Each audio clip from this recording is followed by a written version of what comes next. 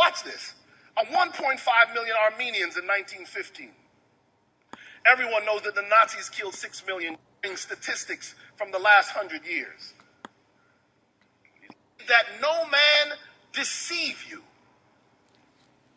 And he goes on to outline what will happen in Earth's history. Let me give you some staggering statistics from the last 100 years.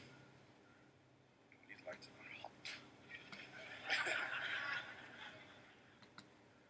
Some staggering statistics from the last 100 years. The last 100 years have been known as the century of mass murder. Starting with the Ottoman Turkish Empire slaughtering 1.5 million Armenians in 1915. Now these are, when I say this is the century of mass murders, these are mass murders that are government or sanctioned by the populace, by the masses of the people. These are not the mass murders that happened from a crack war in Los Angeles. We'll get to that. But this is government-sanctioned warfare against entire people groups. Watch this. 1.5 million Armenians in 1915. Everyone knows that the Nazis killed 6 million Jews. But are you aware that they murdered 3 million Russian prisoners of war? Not only that, they killed 2 million Poles, or people from Poland, and hundreds of thousands of homosexuals,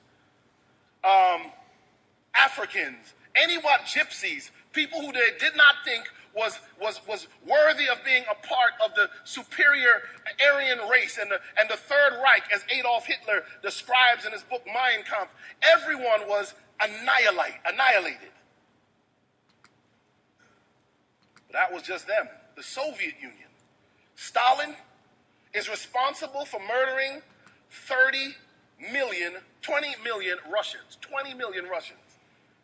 20 million Russians. Assimilated of all of the Jewry of Europe. The same thing is true about the German Jew. The Jews of Germany were the most assimilated of all of the Jewry of Europe.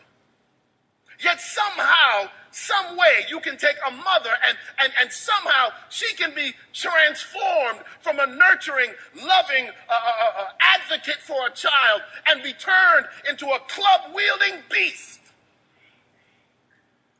What happens that a good person with seemingly good morals, someone who has a track record of doing good things, what happens that good people can turn so evil?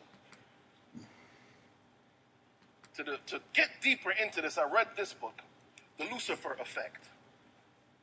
It's a book by Philip Zimbardo, and in fact, after reading the book, normally I'd say to you, I recommend the book. I don't recommend this book. Not because it's not a good book, but because it's such a dark book.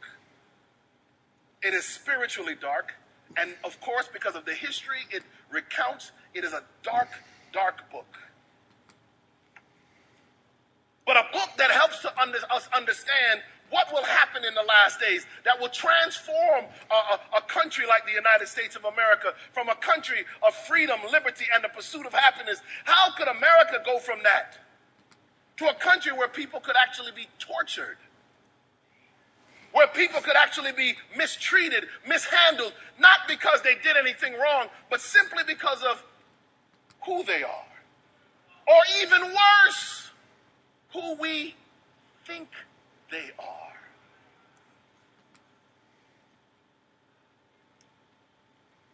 Zimbardo, a former president of the American Psychological Association. Over 400 articles published by this man who wrote this book.